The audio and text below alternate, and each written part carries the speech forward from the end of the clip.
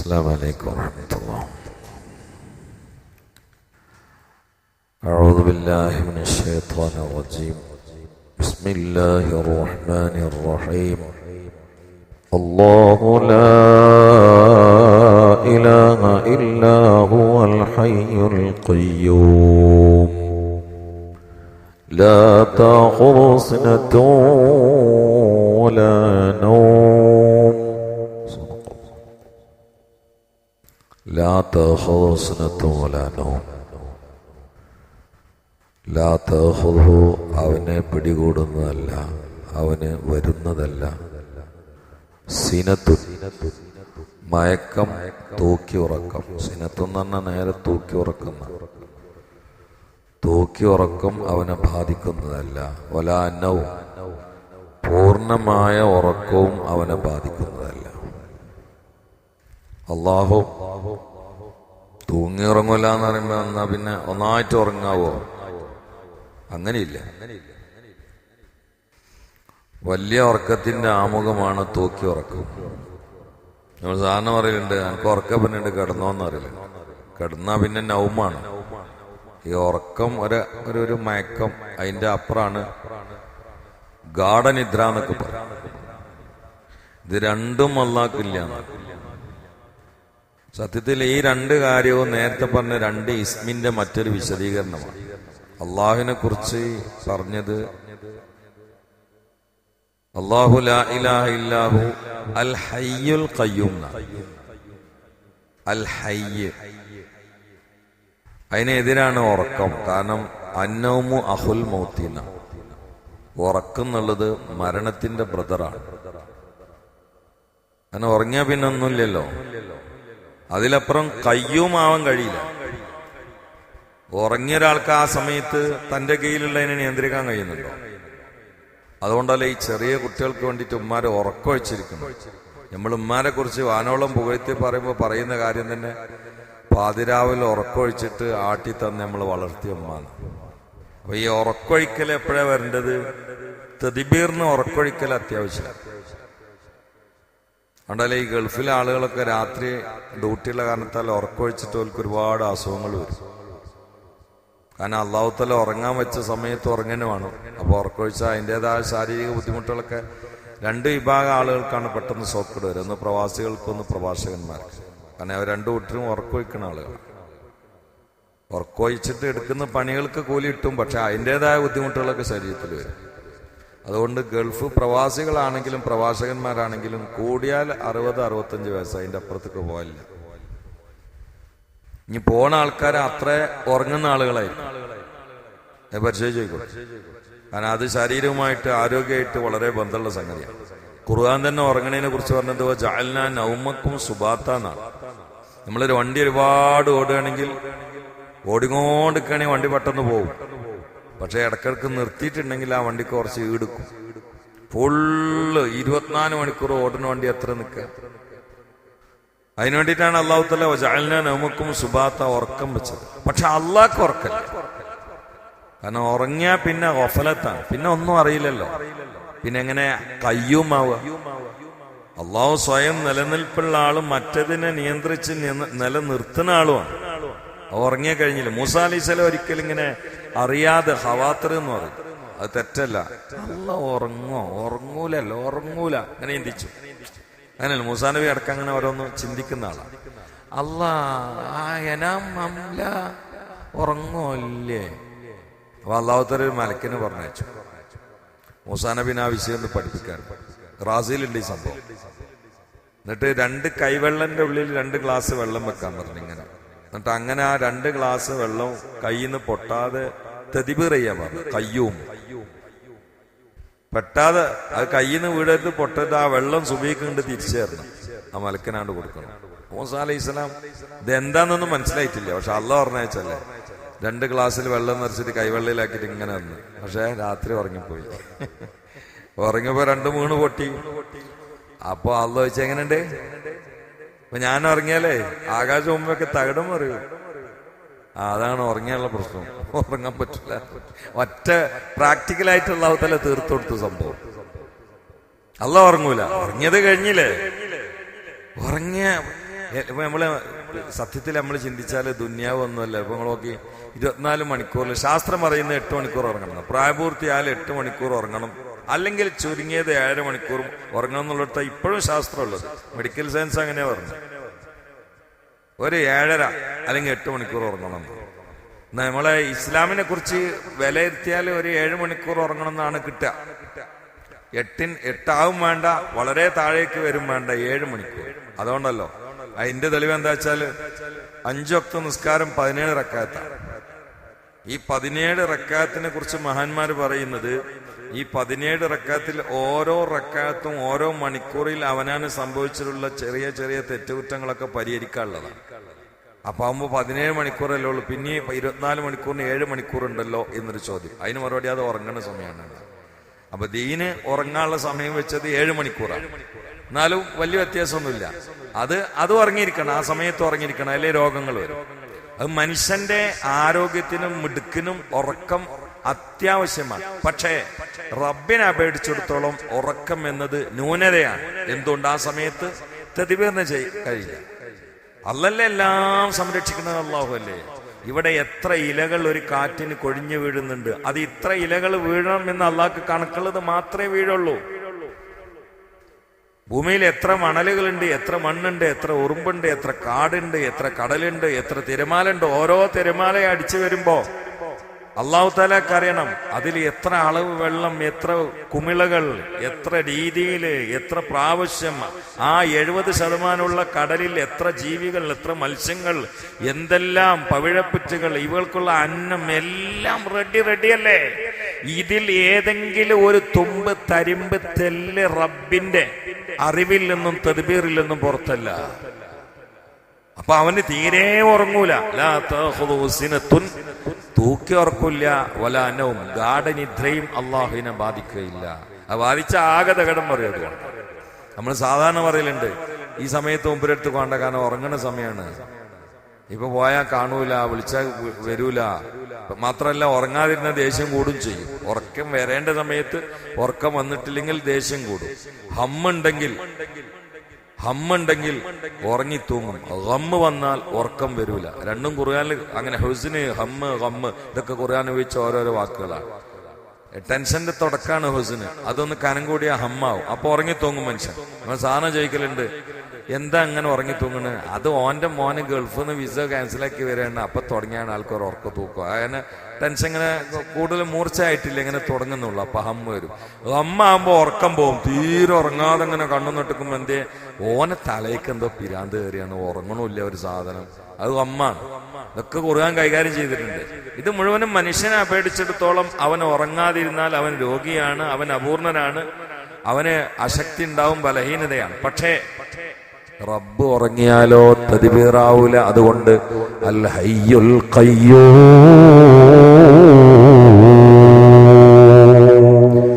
ആ ഖയ്യൂമിന്റെ ഒരു വിശദീകരണമാണ് ലാ തഖുദുഹു സിനത്തുൻ വലാ നൗം.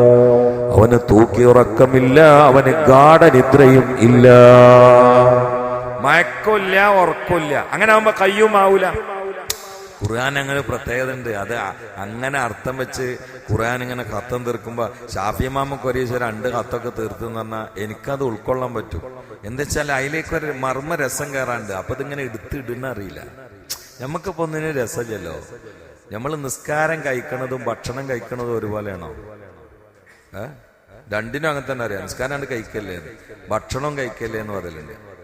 രണ്ടും 2 രുചിയല്ലേ. ഭക്ഷണം കഴിക്കാന്ന് പറയുമ്പോ നമ്മളിങ്ങനെ 1:30 ഭക്ഷണം കഴിക്കാണ്ട് ആ റാഹത്തിൽ ഇങ്ങനെ ചിന്തിച്ചിട്ട് ഭക്ഷണം കഴിക്കാനുള്ള എല്ലാ തയ്യാറെടുപ്പിലും മനസ്സുകൊണ്ടും ശരീരം കൊണ്ടും ഒരുങ്ങിയിട്ട് നിൽക്കാൻ. നിസ്കാരം ആണ് കഴിക്കുക, രണ്ടും കഴിക്കൽ തന്നെയാണ്.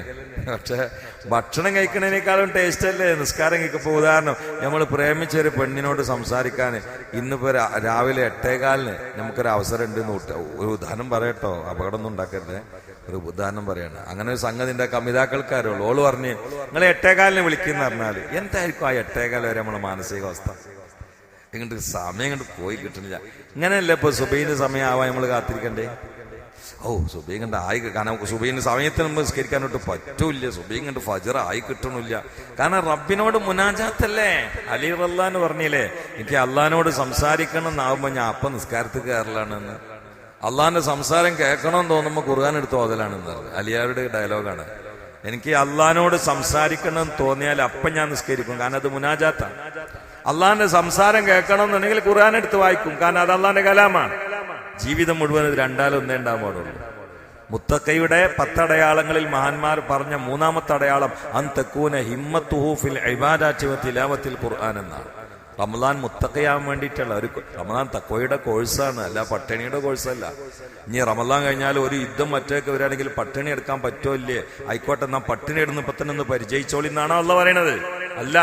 പിന്നെ നമ്മൾ സാധാരണഗതിയിൽ വലിയ വലിയ ആളുകൾ VVIP അല്ലെങ്കിൽ VIP ഒക്കെ വരുമ്പോ നമ്മൾ ഗതാഗത കുരുക്ക് നീക്കി കൊടുക്കൂല്ലേ റോട്ടിലൊക്കെ? കണ്ടിട്ടില്ല നിങ്ങളിതൊന്നും? അല്ല, ഞാൻ അത് വെറുതെ പറയണോ? നമ്മള് വഴിയിൽ ബ്ലോക്കൊക്കെ നീക്കി കൊടുക്കൂല്ലേ വലിയ വലിയ ആളുകൾ വരാൻ വേണ്ടിയിട്ട്, ഇല്ലേ? അതാണ് അള്ളാന്റെ പണി. അള്ളാഹു തആല റമളാനില് നമ്മളെ വലിയ ആളാക്കിയിട്ട് സ്വർഗത്തുക്കുള്ള റൂട്ടിൽ ഗതാഗത കുരുക്ക് നീക്കി ശൈത്താന്മാരൊക്കെ കെട്ടിയിട്ട് ഇനി നഫ്സാനിയത്തള്ളു അള്ളാഹ് പറഞ്ഞ് പട്ടിണി എടുത്തിട്ട് നിങ്ങളോട് കെട്ടിയിട്ടാളിന്ന് പറഞ്ഞു. ഇപ്പൊ 2 ഭാഗത്തുനിന്ന് വരുന്ന എല്ലാ ബ്ലോക്കും നീങ്ങി. ഇനി നമുക്ക് വളരെ പെട്ടെന്ന് എവിടേക്ക് യാത്ര ചെയ്യാം? ഉഴൈദത്തിൽ മുത്തഖീൻ, സ്വർഗം മുത്തഖിക്കുള്ളതാണ്. അപ്പോ സ്വർഗത്തേക്ക് യാത്ര ചെയ്യും. എന്നിട്ട് യാത്ര ചെയ്യായിരുന്ന എന്താ ചെയ്യാ? ഗതാഗത കുരുക്കില്ല. ഒന്ന് സൗമോണ്ട് നമ്മൾ നീക്കി, മറ്റേ നേരത്തെ അള്ളാഹു തആല ശവ്വാലിന്റെ ചന്ദ്രകല കാണലോടുകൂടി ശൈത്താന്മാരെ പിടിച്ച് കെട്ടി. ഈ വഴി വളരെ ഒരു ബ്ലോക്കും ഇല്ല. നമ്മൾ സാറിനല്ലേ എത്രയും സ്പീഡിലെത്തും, കാരണം ഒരു ബ്ലോക്കും ഇല്ല എന്ന് പറയില്ലേ? ഒരു ബ്ലോക്കും ഇല്ല, ഒന്നുമില്ല, സിഗ്നലും ഇല്ല, ഓടിപ്പോവാ. പക്ഷെ എന്നിട്ടും താറിയിക്കുകയാണ്. യാ അല്ലാഹ്, അള്ളാഹു കാത്തുരക്ഷിക്കട്ടെ, അള്ളാഹു കാത്തുരക്ഷിക്കട്ടെ. അതുകൊണ്ട് അവൻ ഹയ്യാണ്, കയ്യൂമാണ്. കയ്യൂമായത് കൊണ്ട് തന്നെ ലാ തഖുദുഹു സിനത്തും വലാ നൗം, അവന് മയക്കമില്ല, ചെറിയ ഉറക്കമില്ല, തൂക്കി ഉറക്കമില്ല. അവന് ഗാഢനിദ്രയിലേക്ക് കണ്ടുപോകുന്ന ആളുമല്ല. അവൻ എപ്പോഴും കയ്യൂമാണ്, എന്നും കയ്യൂമാണ്, എന്നും ഹയ്യാണ്. അവന്റെ തുടക്കമില്ല, അവന് ഒടുക്കമില്ല. അവ്വൽ അവനാണ്, ആഖിർ അവനാണ്, ളാഹിർ അവനാണ്, ബാത്തിൻ അവനാണ്. വൽ അവ്വൽ വൽ ആഖിർ വൽ ളാഹിർ വൽ ബാത്തിനു, ളാഹിറാണ്, ബാത്തിനാണ്, അവ്വലാണ്, ആഖിറാണ്. ചില മഹാന്മാർ അള്ളാഹിനെ സ്നേഹിച്ച് അതിലാണ്ട് ലയിച്ചിട്ട് ദിക്റൊന്നും കണ്ട് ചുരുക്കിപ്പെടുക്കും. എന്നിട്ട് അവര് ഹൂ ഹൂ എന്ന് പറ. ഒന്നും കളിയാക്കണ്ട, അതൊക്കെ ദിക്റാണ്. അള്ളാഹിനെ കുറിച്ച് ഹൂ, അള്ളാഹ് എന്നുള്ള വാക്കൊന്ന് നോക്കി അലിഫൊഴിവാക്കിയാൽ ലില്ലാന്നായി. ലില്ലാഹി മാഫി സമാവാത്ത് എന്ന് പറഞ്ഞാലില്ലേ? നീ ലാം ഒഴിവാക്കിയാൽ ലഹൂന്നായി. ലഹു മുൽക്കു സമാവാത്തി വല്ലെന്ന ആയത്തിൽ കുർസിയിലില്ലേ? പിന്നുള്ളത് ഹൂന്നാണ്, അതും അള്ളാഹിന്റെ ദിക്റന്നെ. ഖുൽ ഹുവല്ലാഹ് ലാ ഇലാഹ ഇല്ലാ ഹു. മാത്രല്ല ഹൂന്ന് നമ്മൾ എഴുതുമ്പോ ഹാ ഉണ്ട്, വാവ് ഉണ്ട്. ഹാ അതിന്റെ മഖ്റജ് ഉള്ളിലാണ്, വാ അതിന്റെ മഖ്റജ് തലപ്പത്താണ്. അപ്പൊ ലാഹിറും ബാത്തിനും അല്ല എന്നാണ് പറയണത്, അവലും ആഖിറും അല്ല എന്നാണ് പറയണത്. ഹൂ ഹൂ നമ്മളെവിടെ ഉണ്ടായിരുന്നു യാ ഹൂവും തങ്ങള്, കാരണം അവരുടെ ദിക്ർ. മാത്രല്ല അതിൽ വേറെ രഹസ്യം കൂടി ഉണ്ട്. മഹബത്ത് അടിച്ചു കയറിയാൽ ചിലപ്പോ അള്ളാഹിന്റെ പേര് പറയാനും കഴിയില്ല. അപ്പൊ ലമീറിട്ട് മടക്കിട്ട് അവൻ അവൻ അവൻ അവൻ അവൻ നമ്മൾ കളിയാക്കേണ്ട ആവശ്യമില്ല. നമ്മളെ എണ്ണം പിടിച്ചൊരു കാര്യമില്ല. നമ്മൾ ആ ലയത്തേക്ക് എത്താതെ എണ്ണം പിടിച്ചാലേ എണ്ണം ഇങ്ങനെ പോകുന്നല്ലാതെ ആ വിഷയ ഹാല് വരൂല. ആ ഹാല് കയറിയ ആളുകൾക്ക് അത് ഭയങ്കര സംഗീതാണ്. അവൻ അവൻ അവൻ അവൻ കാരണം അള്ളാഹ് കണ്ട് പറഞ്ഞ അവരെ കൽപ്പ് പൊട്ടിപ്പോകും. ഇന്നമൽ മുഅ്മിനൂനല്ലദീന ഇദാ ദുക്റല്ലാഹു വജലത് ഖുലൂബുഹും വഇദാ തുലിയത് അലൈഹിം ആയാതു സാദതുഹും ഈമാനാ വഅലാ റബ്ബിഹിം യതവക്കലൂൻ. 6 ഗുണങ്ങളാണ് ഒരു മുഅ്മിന് പറഞ്ഞത്. 6 ഗുണങ്ങൾ. ഇത് നോമ്പോട്ട് കിട്ടും. സത്യത്തില് ഇതിനാണ് നോമ്പ്. ഈ 6 ഗുണങ്ങൾ. ഒന്ന് വജ്ലത്ത്. വജ്ല് എന്ന് പറഞ്ഞാൽ ഹൗഫിന്റെ മേലെയാണ്. ഹൗഫ്, ഖുശൂ, വജ്ല് 3 കാര്യമാണ്. ഹൗഫ് എല്ലാവർക്കും ഉണ്ടാവാം, ഖുശൂ ഇൽമുള്ള ആളുകൾക്ക് ഉണ്ടാവുള്ളൂ. ഇന്നമാ യഖ്ശല്ലാഹ മിൻ ഇബാദിഹിൽ ഉലമാ. ഹൗഫ് അങ്ങനെയല്ല. മുഅ്മിൻ അലിഫ്ലാമിന്റെ ഉള്ളിൽ കയറണം. ഇന്നമൽ മുഅ്മിനൂൻ അലിഫ്ലാമിന്റെ ഉള്ളിൽ കയറി മുഅ്മിനായിരിക്കണം. അത് നോമ്പോണ്ട് കിട്ടും. അപ്പൊ അള്ളാഹിന്റെ നിയമങ്ങളും അള്ളാഹുവിന്റെ കാര്യങ്ങളും ഇങ്ങനെ കേട്ട ഉള്ളിന്റെ ഉള്ളിൽ ഒരു ജൽജലത്ത് കണ്ടുവരും, ഒരു കുലുക്കം കണ്ടുവരും. ഒരു കുലുക്കം, ഒരു കുലുക്കം കണ്ടുവരും. അപ്പൊ ഇനി ഏത് തമ്മാടിത്തരങ്ങളുടെ സൗകര്യം കിട്ടിയാലും കുഴിയിൽ വീഴൂല. ചിലപ്പം മണ്ണിലൊക്കെ ഒന്ന് വേണ്ടിട്ട് ചളിയ കുളിച്ച് രക്ഷപ്പെടും ചെയ്യും. പക്ഷെ കുഴിയിൽ വീഴൂല. എന്തുകൊണ്ട്? വജിലുണ്ടാവും. വജിലിങ്ങനെ കയറും. ഇന്നല്ലദീന തഖൗ ഇദാ മസ്സഹും ത്വായിഫും മിനശ് ശൈത്വാനി തദക്കറൂ ഫഇദാ ഹും മുബ്സിറൂൻ. ഖുർആനാണ്. തഖ്വയുള്ള ആളുകളും ചിലപ്പോൾ ഒരു സാഹചര്യമായിട്ട് വരുത്താൻ സാധ്യതയുണ്ട്. പക്ഷെ അതിന്റെ അപ്പങ്ങ് ഉള്ളിൽ നിന്ന് വരും, യാ അല്ലാഹ് യാ അല്ലാഹ് നീണ്ടു വരും. അതിന്റെ പരിശീലനാണ് നോമ്പ്. പകൽ സമയത്ത് ഭാര്യനെ കണ്ടാല് ചിലപ്പോ ആഗ്രഹം വന്നാൽ യാ അല്ലാഹ് അല്ലാഹ് പറഞ്ഞിട്ട് തൊടണ്ടാന്ന് ഞാൻ തൊടൂല. ഭാര്യ എന്റെ തന്നെയാണ്, പക്ഷെ അള്ളാന്റെ സൃഷ്ടിയാണ്, പടച്ചോൻ തൊടരുത് പറയുന്നത്. അതുകൊണ്ട് യാ അല്ലാഹ് ഞാൻ തൊടൂല. ഇതിന്റെ പരിശീലനാണ് 30 ദിവസം. അത് കഴിഞ്ഞാൽ അതാണ്ട് പൂർത്തിയാവാൻ വേണം. അള്ളാഹു തൗഫീഖ് ചെയ്യട്ടെ. അപ്പൊ ഞാൻ ഖയ്യൂമ് മാത്രം വിശദീകരിച്ചു. അതിന്റെ ഒരു വിശദീകരണമാണ് ലാ തഅഖുദു സിനത്തും വലാ നൗം. ഇനി അഥവാ അള്ളാഹ് ഉറങ്ങിയുണ്ടാകുന്ന അപകടം മൂസ അലൈഹി സ്വലാമിന് അള്ളാഹു തആല പ്രാക്ടിക്കലായിട്ട് കാണിച്ചു കൊടുത്തും പറഞ്ഞു, അള്ളാഹ് ഉറങ്ങൂല, തൂക്കി ഉറക്കില്ല. അതുകൊണ്ട് എപ്പോഴും അള്ളാഹിനോട് ദ്വാരക്കുക. അള്ളാഹിന്റെ സമയം നോക്കി അടക്കണ്ട. ഇപ്പൊ സമയത്ത് ഉറങ്ങണമെന്നൊക്കെ ആകുമ്പോ കുടുങ്ങിയില്ലേ? ഇല്ല, അങ്ങനെ സംഭവമില്ലേ? എപ്പോഴും അള്ളാഹിനോട് ചോദിക്കുക. മാത്രല്ല അള്ളാഹിനോട് എത്രയും ചോദിക്കുക. എന്നോടിപ്പോ നിങ്ങളൊരു കാര്യം ചോദിക്കണം ഇന്നിപ്പോ. പിന്നെ നമ്മള് മരുവിന്റെ ഒരു ചെറിയ പിരിവർത്തനം ഇട്ടാന്ന് ഒരു ഉദാഹരണം പറയാൻ പറയണം. ഞാൻ ആയിക്കോട്ടെ, നമുക്ക് നടത്താം. നിങ്ങൾ 1 മണിക്കൂർ പിന്നെ ചോദിക്കുക, ആ പിരിവിന്റെ കാര്യം മറക്കരുതിട്ടാ. അപ്പോൾ ഞാൻ ഒന്ന് മുഖത്തൊക്കെ നോക്കൂ, നടത്താന്ന് പറയും. ഇത് ലോറിന് മുമ്പ് ഒരു 10 വട്ടങ്ങൾ എന്നോട് ചോദിച്ചാൽ എന്താ ഉണ്ടാകുക? ദേഷ്യം പിടിച്ചാൽ അടി വരൂലേ? ചിലര് അവരുടെ നോമ്പിന്റെ സ്ട്രോങ് അനുസരിച്ച് നായന്മാർ പറയുന്നത് മാപ്പിളാർക്ക് ഏറ്റവും ദേഷ്യം റമദാനിലെ അസറിന്റെ ശേഷമാണ്. ഇത് അസറിന്റെ ശേഷമായിട്ട് ആവർത്തിച്ച് ചോദിച്ചാൽ അടി ഉറപ്പാണ്. നേരെ മറിച്ച് ഏത് പീറക്കും, വലിയ ആളൊന്നും ഉണ്ട്, ഏത് പീറക്കും അള്ളഹാനോട് പല കാര്യങ്ങളല്ല, ഒരു കാര്യം 100 വട്ടം ചോദിച്ചാലും അള്ളാഹ്ക്ക് ഇഷ്ടം കൂടുകയാണ്. റബ്ബേ, എങ്ങനെ റബ്ബാണല്ലേ നമ്മളെ റബ്ബ്. എത്ര ഒരു കാര്യം എത്ര ചോദിക്കണം, ആ ചോദിക്കണ അനുസരിച്ച് കൊണ്ട് ഇഷ്ടം കൂടുകയാണെന്ന് കുറയല്ല. പണ്ട് മഴ ഇല്ലാതായപ്പോ, ഇത് മഹാനായ റൂഹുൽ ബയാൽ ഇസ്മായിലൊക്കെ ഉദ്ധരിച്ച ഒരു സംഭവമാണ്. മഴ ഇല്ലാതായപ്പോ മുസ്ലിങ്ങളൊക്കെ കൂടി ദ്വാരുന്നു ഒരു നാട്ടില്. തീരെ മഴയില്ല. അപ്പുറത്ത് ക്രിസ്ത്യാനികൾ ദ്വാരുന്നു, മഴ ചെയ്തു. ഓല ശൈലിയിലുള്ളവര് എന്നാലും വിളിയും മഴ ചെയ്തു. ആകെ വസ്വാസായി. അപ്പൊ ആ കൂട്ടത്തിൽ വലിയൊരു മഹാൻ ഉണ്ടായിരുന്നു, ആരിഫായൊരു മഹാൻ. അവര് കിടന്നുറങ്ങുമ്പോ അവർക്ക് മെസ്സേജ് വന്നു.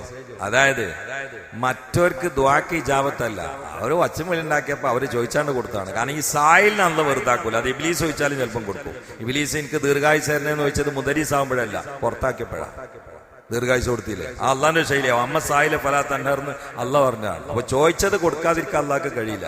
അതുകൊണ്ട് ചില ഹദീസിൽ കാണാം, കാഫിര്യങ്ങള് ചിലപ്പോ അവരുടേതായ രീതിയിൽ ഒച്ച ഉണ്ടാക്കിയത് എന്തെങ്കിലും പറഞ്ഞാൽ അള്ളാഹ് കൊടുക്കും. അതെന്താ അറിയോ? ജിബിലിനോട് പറയും, ജിബിലേ നിങ്ങൾ എന്താണ് ആ ഒച്ചമേണ്ടാക്കണം, ആണ് ശരിയായി കൊടുക്കാൻ. അങ്ങനെ ഉണ്ടല്ലേ നമ്മള് വീടിന്റെ പുറത്തു നിന്നിട്ട് കച്ചറുണ്ടാക്കിയ ആൾക്കാർ എന്താണോ ചോദിക്കണേ, ഈ സമരം ചെയ്ത് കൊടുക്കണേ സ്നേഹിച്ചിട്ടാ. പ്രകടനം നടത്തിയപ്പോൾ കൊടുക്കണേ, നമ്മളെ ശരിയാക്കി തരാം അമക്കൾ എന്നിട്ട് കൊടുക്കുന്നവർ കൊടുക്കലുണ്ടല്ലോ, അത് സ്നേഹിച്ചിട്ടല്ലല്ലോ. നേരെ മറിച്ച് ദ്വാക്ക് ഇജാബത്തല്ല, അത് സ്നേഹിച്ചിട്ട് ഇബാദത്ത് സ്വീകരിച്ചിട്ട് കൊടുക്കുകയാണ്. ആ ദ്വാ ഹോൽ ഇബാദ, രണ്ടാണ്. ഇതിൽ വസ്വാസ് വരവുണ്ട് പലർക്കും, അതുകൊണ്ടാണ്. അപ്പോ ഈ മഹാനക്ക് അതിന്റെ അറിയിപ്പ് വന്നു. അവരിങ്ങനെ ചോദിച്ചപ്പോ കൊടുത്താണ്. അത് ശല്യം, ഈ മലക്കും ശല്യാണ് ആയാതി ഒച്ചയൊക്കെ. അപ്പൊ ആണ്ട് കൊടുത്താ സൗണ്ടാണ്ട് കഴിഞ്ഞിട്ടില്ല, അപ്പൊ കൊടുക്ക. ഇവർക്കിപ്പോ മഴ കൊടുക്കാതിരിക്കാൻ കാരണം ഇനിയും ദ്വാ കിട്ടാനാണ്. കാരണം മുഅ്മിനീങ്ങളുടെ മനസ്സറിഞ്ഞുള്ള ദ്വാ അള്ളാഹ്ക്ക് ഭയങ്കര ഇഷ്ടമാണ്. അത് കിട്ടാൻ വേണ്ടിയിട്ട് വെയിറ്റ് ചെയ്യും. കുറച്ച് ലേറ്റാക്കും പരിപാടി. കൊടുക്കണ ഇജാബത്ത് കുറച്ച് ലേറ്റാക്കും. എന്തുകൊണ്ട്? ഇഞ്ഞും നടക്കട്ടെ ദ്വാ, ഇഞ്ഞും നടക്കട്ടെ. അപ്പൊ ലൈസൻസിന് വേണ്ടി മനസ്സറിഞ്ഞ് ദ്വാരുന്നാലും പെട്ടെന്ന് കിട്ടൂല. കാരണം എന്താ? കിട്ടിയാ പിന്നെ ദ്വാർക്കൂല. അപ്പൊ ഈ ഭാഗത്ത് മുടങ്ങി. മാത്രല്ല, ആദ്യം എനിക്ക് ലൈസൻസ് ഉണ്ടോന്ന് അള്ള നോക്കും. കാരണം എനിക്ക് ലൈസൻസ് ഇല്ലാതെ കയ്യിൽ സാധനം കൊടുത്ത ആയിട്ട് മറ്റേ വണ്ടിന്റെ അടുക്ക് പോകില്ലേ. ഇതൊക്കെ അള്ളാന്റെ നോട്ടത്തിന്റെ ഇതിൽപ്പെട്ടാണ്. നമ്മളോട് ചോദിക്കാനേ പറഞ്ഞിട്ടുള്ളൂ. പക്ഷെ ഇന്ന സമയത്ത് ഇന്ന രൂപത്തിൽ ഇപ്പം തരണം എന്ന് പറഞ്ഞാൽ പിന്നെ നമ്മൾ ബോസും അള്ള സ്റ്റാഫുമായി മാറും. ഇപ്പൊ എല്ലാവർക്കും അങ്ങനെ വേണ്ടത്. അള്ള സ്റ്റാഫ്, നമ്മൾ ബോസും. നമ്മൾ പറഞ്ഞൊക്കെ നടപ്പിലാക്കുന്ന ഒരു പടച്ചോന്. ഉമർ ഇബ്നു അബ്ദുൽ അസീസിന്റെ ജീവിതത്തിൽ ഏറ്റവും വലിയ പെരുന്നാള് ദ്വാക്ക് ഇജാബത്ത് കിട്ടാത്ത ദിവസമാണ്. കുറച്ചും കൂടി ചിന്തിച്ചാലേ മനസ്സിലാവുള്ളൂ. ഉമർ ഇബ്നു അബ്ദുൽ അസീസിന്റെ ജീവിതത്തിൽ ഏറ്റവും സന്തോഷം റബ്ബിനോട് ചോദിച്ചത് കിട്ടാതിരിക്കണ ദിവസമാണ്. എന്തേ? അവര് പറയും, ഇന്ന് എന്റെ ആഗ്രഹം പോയി, റബ്ബിന്റെ ആഗ്രഹം നടപ്പിലായി, അൽഹംദുലില്ലാഹ്. നമ്മളെ ജീവിതത്തിലെ ഏറ്റവും വലിയ സന്തോഷം ചോദിച്ചതൊക്കെ അച്ചേൽക്ക് കിട്ടണം, എന്നാ സന്തോഷം.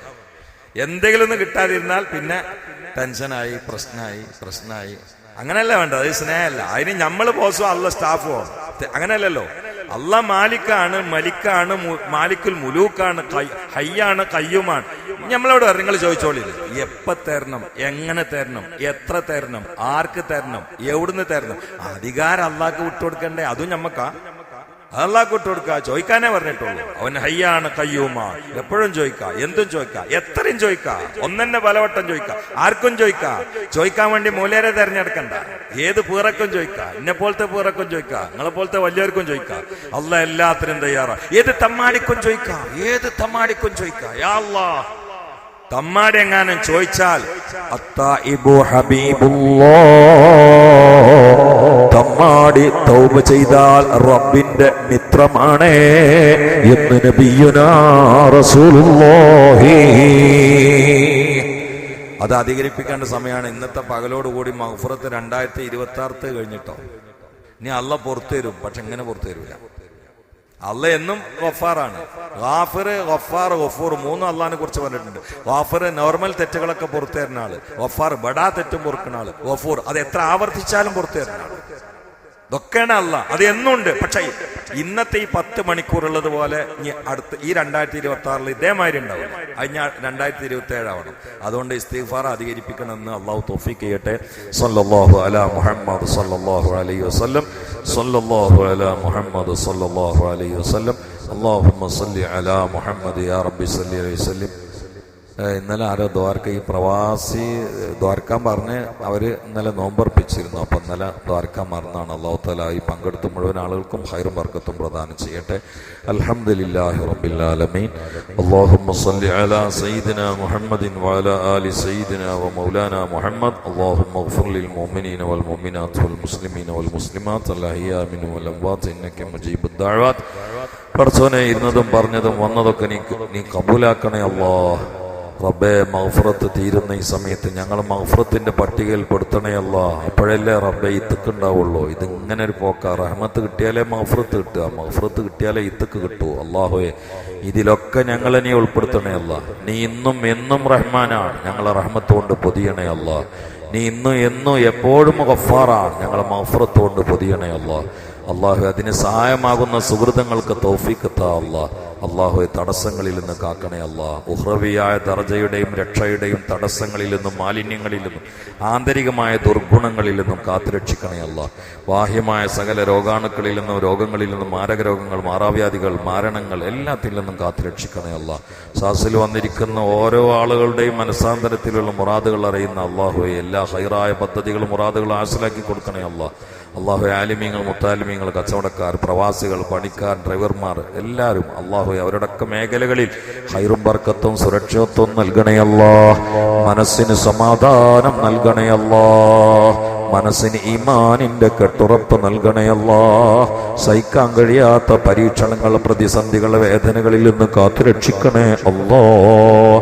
ആഫിയത്തുള്ള ദീർഘായുസ് കൊണ്ട് അനുഗ്രഹിക്കണേ അല്ലാഹ്. അതൊക്കെ ഖിദ്മത്തിനും ദഅവത്തിനുമാക്കി തരണേ അല്ലാഹ്. ഞങ്ങളെ മരണത്തിന്റെ ദിവസം ഞങ്ങളുടെ ആഘോഷമാക്കണേ അല്ലാഹ്. മയ്യിത്തായി പോകുന്ന യാത്ര ആനന്ദതുല്യമാക്കണേ അല്ലാഹ്. ഖബർ ഞങ്ങളുടെ സുരക്ഷിത താവളമാക്കണേ അല്ലാഹ്. നാളത്തെ തറവാട് സ്വർഗമാക്കണേ അല്ലാഹ്. അത് ഹബീബിന്റെ ജിവാറിലാക്കണേ അല്ലാഹ്. ചോദിച്ചതും പറഞ്ഞതും നിന്റെ ഔദാര്യം കൊണ്ട് വകവച്ച് തരണേ അല്ലാഹ്. നിന്റെ അധികാരം കൊണ്ട് ശിക്ഷിക്കല്ലേ അല്ലാഹ്. അല്ലാഹുവേ, പ്രവാസികളടക്കം ഞെട്ടൽ മാറാത്ത അവസ്ഥയിലാണ് തമ്പുരാനെ. നീ ആധുനിക ഫിർഔന്മാരെ, പഴയകാല ഫിർഔനെ പാഠം പഠിപ്പിച്ച റബ്ബേ, ഹിദായത്ത് നിന്റെ തീരുമാനത്തിലില്ലെങ്കിൽ താമസം വിനാ അവരെ നീ പാഠം പഠിപ്പിക്കണേ അല്ലാഹ്. നിരപരാധികളെ രക്ഷപ്പെടുത്തണേ റബ്ബേ. അല്ലാഹുമ്മ അൻസുർ ഉമ്മത്ത സയ്യിദിനാ മുഹമ്മദ് വറഹം ഉമ്മത്ത സയ്യിദിനാ മുഹമ്മദ് തജാവസ് അൻ ഉമ്മത്തി സയ്യിദിനാ മുഹമ്മദ്. اجعلنا من خيار أمته ومن محبيه يا رب العالمين. ربنا تقبل منا إنك أنت السميع العليم وتب علينا إنك أنت التواب الرحيم.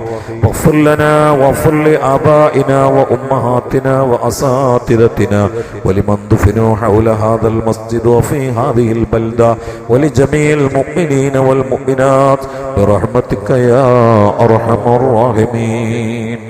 സല്ലല്ലാഹു തആല വസല്ലം അലാ ഖൽഖി സയ്യിദിനാ മുഹമ്മദ് وآله وصحبه أجمعين سبحان ربك رب العزة عما يصفون سلام على المرسلين والحمد لله رب العالمين أشهد أن لا إله إلا الله أستغفر الله أسألك الجنة وأعوذ بك من النار أشهد أن لا إله إلا الله أستغفر الله أسألك الجنة وأعوذ بك من النار أشهد أن لا إله إلا الله وأستغفر الله أسألك الجنة وأعوذ بك من النار اللهم اغفر لي ذنوبي يا رب العالمين اللهم اغفر لي ذنوبي يا رب العالمين اللهم اغفر لي ذنوبي يا رب العالمين. السلام عليكم.